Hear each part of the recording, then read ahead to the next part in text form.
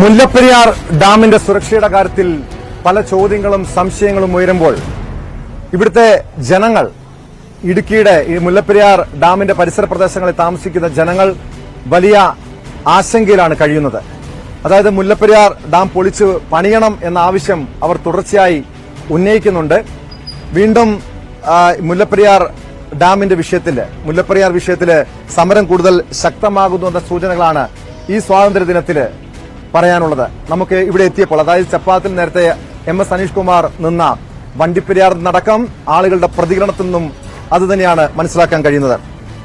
ഇന്നത്തെ ഈ സമരത്തിന് നേതൃത്വം വഹിച്ച പ്രതിനിധികളാണ് നമുക്കൊപ്പം ഉള്ളത്. ഫാദർ സുരേഷ് ആന്റണി, എന്തായാലും ഡാം പൊളിച്ചു പണിയണമെന്ന ആവശ്യമുണ്ട്, സംസ്ഥാന സർക്കാർ ആവശ്യം ഉന്നയിക്കുന്നുണ്ട്. ഒരു സെറ്റിൽമെന്റ് ആണ് സുപ്രീം കോടതി നിർദ്ദേശിച്ച കാര്യം. പക്ഷെ അങ്ങനെ ഒരു പുതിയ ഡാം നിർമ്മിക്കണമെങ്കിൽ അതിന് വലിയ കാലതാമസം വേണ്ടിവരും. അതിന് നിർദ്ദേശങ്ങൾ പോലും വെക്കണം.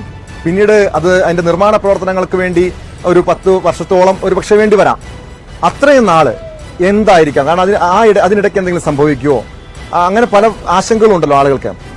എന്താണ് നിങ്ങൾക്ക് അത്തരം ഒരു നിർദ്ദേശം എന്താണ് പങ്കുവെക്കാനുള്ളത്? ഈ ഡാം പണിയുന്ന കാലയളവ് വരെയും എങ്ങനെ ഒരു സുരക്ഷ ഒരുക്കണമെന്നാണ് നിങ്ങളുടെ ആവശ്യം?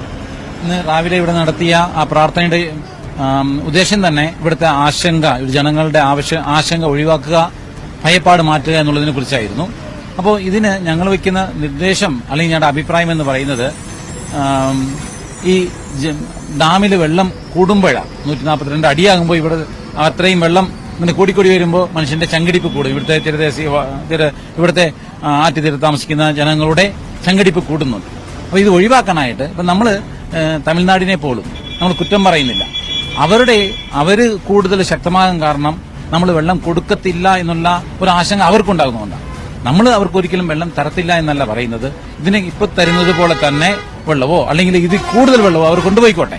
അപ്പൊ നമ്മൾ അങ്ങനെ പറയുമ്പോൾ അവർ അത്രയും നമ്മളെ എതിർത്ത് വരില്ല എന്നാണ് എനിക്ക് തോന്നുന്നത്. അപ്പോ ഇവിടെ ഇരിക്കുന്ന വെള്ളം കൂടുതൽ അങ്ങോട്ട് കൊണ്ടുപോയിട്ട് ഡാമിന്റെ ഇപ്പൊ 142 അടി എന്നുള്ളത് അത് ഒന്ന് കുറയ്ക്കാനായിട്ട് ഒരു 130 അടിയോ അങ്ങനെ ആയിക്കഴിഞ്ഞാൽ ഇവിടുത്തെ ആശങ്ക ഒരു പരിധിവരെ കുറയ്ക്കാൻ സാധിക്കും.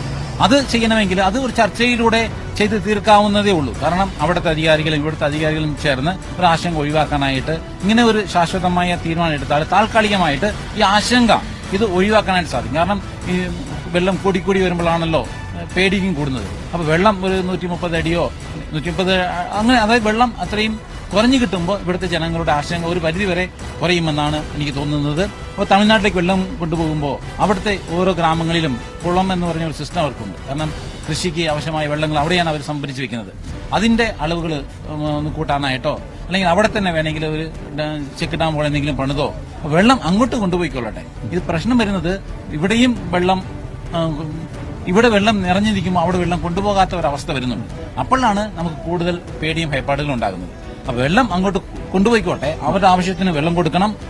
കൂടുതൽ വെള്ളം അങ്ങോട്ട് കൊണ്ടുപോയിട്ട് ഈ ഡാമിന്റെ വെള്ളത്തിന് അളവ് കുറച്ചാൽ ഒരു വിധം ശാശ്വത പരിഹാരം ഉണ്ടാകുമെന്നാണ് തോന്നുന്നത്. വ്യക്തമാണ്. അതായത് ഈ ഡാമിന്റെ സംഭരണ ശേഷി അത് കുറയ്ക്കണം, അതിനകത്ത് ജലനിരപ്പ് കുറയ്ക്കണം, അത് 130 അടിക്ക് താഴെ ആക്കണമെന്ന നിർദ്ദേശമാണ് പങ്കുവെക്കുന്നത്. ന്യൂസ് 8ന്റെ ഇടുക്കി പ്രതിനിധി, ഇടുക്കി ലേഖകൻ പ്രിൻസ് ജെയിംസ് കൂടിയുണ്ട്. പ്രിൻസ്, തുടക്കം മുതലുള്ള എല്ലാ സമരവും റിപ്പോർട്ട് ചെയ്തിട്ടുള്ള വ്യക്തിയാണ്. ഈ സമരത്തിന്റെ ഒരു തീവ്രത കുറഞ്ഞോ കൂടിയോ? സമരത്തിന്റെ തീവ്രത കുറഞ്ഞു എന്ന് പറഞ്ഞാൽ തീർച്ചയായും അത് കുറഞ്ഞു എന്ന് വേണം നമുക്ക് കരുതാൻ. കാരണം കേരളം കണ്ട ഏറ്റവും വലിയ ഒരു ജനകീയ സമരം നടത്തിയ പ്രദേശമാണ്, ചപ്പാത്തിൽ നിന്ന് ആരംഭിച്ച ഒരു സമരമാണ്. പക്ഷേ അത് പിന്നീട് പല കാരണങ്ങൾ കൊണ്ട് സമരത്തിന്റെ ശക്തി കുറഞ്ഞ സാഹചര്യം ഉണ്ടായി. ഇതിന് കാരണം രാഷ്ട്രീയമായ ഒരു കൃത്യമായ ഇടപെടൽ ഈ വിഷയത്തിൽ ഉണ്ടായില്ല എന്നുള്ളത് തന്നെ ജനങ്ങൾ കാലകാലങ്ങളായി ഒരു നിരാശ ഈ വിഷയത്തിലൊക്കെ ഉണ്ടായിരുന്നു. അതുതന്നെയാണ് ഇത്തരത്തിലൊരു നിരാശ ആളുകളിലേക്ക് ഉണ്ടാവുകയും പിന്നീട് ഇങ്ങനെ ഇത്തരത്തിൽ സമരത്തിലൊരു തീവ്രത കുറയുകയും ചെയ്തത്. എങ്കിൽ പോലും ആളുകൾ പ്രതീക്ഷയിലാണ്, നാളെ എങ്കിലും പരിഹരിക്കപ്പെടും എന്നുള്ളൊരു പ്രതീക്ഷയിലാണ്. കാരണം അവരെ ഒരു ജനിച്ച കാലം മുതൽ ഇങ്ങനെ ഒരു ആശങ്കയിൽ കഴിയേണ്ട ഒരു ജനത വേറെ ലോകത്ത് ഒറ്റെടുത്ത് കാണുകയല്ല, ജീവിക്കാൻ വേണ്ടി മാത്രം വർഷങ്ങളായിട്ടുള്ള ഒരു സമരം നടത്തേണ്ടി വരുന്ന ജനത എല്ലാ വർഷവും ഈ ആശങ്ക കൂടുകയാണ്. കാരണം ഓരോ മഴക്കാലം കഴിയുമ്പോഴേക്കും അവർക്ക് വീടുകളിൽ നിന്ന് ഓടിപ്പോകേണ്ട ഒരു സാഹചര്യം, അല്ലെ വീടുകളിൽ നിന്ന് മാറിക്കൊടുക്കണം, അങ്ങനെയുള്ള സാഹചര്യങ്ങളൊക്കെ ഒരുപാട് തവണ ഉണ്ടാകുന്നുണ്ട്. പ്രത്യേകിച്ചും അത് കൃത്യമായ ഒരു സമയം കൃത്യമായി ഇവരെ മാറ്റിപ്പാർപ്പിക്കാൻ പോലും പലപ്പോഴും ശ്രമിക്കുന്നില്ല. കാരണം പരമാവധി അനുവദനീയമായ പരമാവധി സംഭരണശേഷിയിലേക്ക് എത്തിക്കഴിഞ്ഞതിന് ശേഷം മാത്രമേ വെള്ളം പലപ്പോഴും തുറന്നു വിടാറുള്ളൂ. അതുകൊണ്ട് തന്നെ ആളുകളെ ഒരു കൃത്യമായി മാറ്റി പാർപ്പിക്കാനോ അവർക്ക് സുരക്ഷിതമായി അവരുടെ സാധനങ്ങൾ മാറ്റാനോ പോലും പലപ്പോഴും നടക്കുന്നില്ല. അതുകൊണ്ട് തന്നെ ഈ വെള്ളം തുറന്നു വിടുന്ന സമയങ്ങളിലൊക്കെ പലതവണ ഇവർക്ക് വലിയ നഷ്ടങ്ങളൂടെ ഉണ്ടാകുന്നുണ്ട്. സാധാരണ തോട്ടം തൊഴിലാളികളാണ്, അവർക്കൊക്കെ പല വലിയ നഷ്ടങ്ങളോട് ഉണ്ടാകുന്ന ഒരു സാഹചര്യമുണ്ട്. വളരെ ചുരുങ്ങിയ വരുമാനത്തിലൊക്കെ താമസിക്കുന്നവർക്ക് വലിയ നഷ്ടങ്ങൾ കൂടി ഉണ്ടാകുന്ന ഒരു സാഹചര്യം കൂടിയുണ്ട്. അതുകൊണ്ട് തന്നെ അത്തരത്തിലുള്ള കാര്യങ്ങളൊക്കെയാണ് പ്രധാനമായും മാറേണ്ടത്. കാരണം ഈ എല്ലാ വർഷവും കൃത്യമായി ഈ വെള്ളം തുറന്നു വിടുന്ന ഒരു സാഹചര്യം ഉണ്ടെങ്കിൽ അത് മുൻകൂട്ടി തന്നെ ദിവസങ്ങൾക്ക് മുൻപ് തന്നെ ഒരു പദ്ധതി ഉണ്ടാക്കിയും ഒപ്പം ഈ പരമാവധി സംഭരണശേഷിയിലേക്ക് അതെ അതിന് മുൻപ് തന്നെ ഈ വെള്ളം തുറന്നു വിട്ട് ആളുകളുടെ ആശങ്ക ഒഴിവാക്കുക, അവരെ സുരക്ഷിതമായി മാറ്റുക ഒക്കെയാണ് പ്രാഥമികമായ ഘട്ടത്തിൽ ചെയ്യേണ്ടത്. ഒപ്പം തമിഴ്നാട്ടിലേക്ക് വെള്ളം കൂടുതലായി എത്തിക്കാൻ പറ്റുകയാണെന്നുണ്ടെങ്കിൽ തന്നെ അത് വലിയൊരു വലിയൊരു ഗുണകരമായി മാറും. കൃത്യമായും അതൊരു വലിയ ആശങ്ക കുറയ്ക്കുന്നതിനും ഇടയാകും. കാരണം വെച്ച് കഴിഞ്ഞാൽ എല്ലാ വർഷവും അവർ കൊണ്ടുപോകുന്ന ഒരു വെള്ളത്തിന്റെ അളവുണ്ട്. അതിന് അനുപാതികമായി വെള്ളം കൊണ്ടുപോവുകയും അതിനനുസരിച്ച് ജലനിരപ്പ് താഴ്ത്തി നിർത്തുകയും ചെയ്യുകയാണെങ്കിൽ വലിയ തോതിലുള്ള ഒരു ആശങ്ക കുറയാൻ ഇടയാണ്. ഒരു നല്ല നിർദ്ദേശങ്ങളാണ് പ്രിൻസ് ജെയിംസ് പങ്കുവച്ചത്.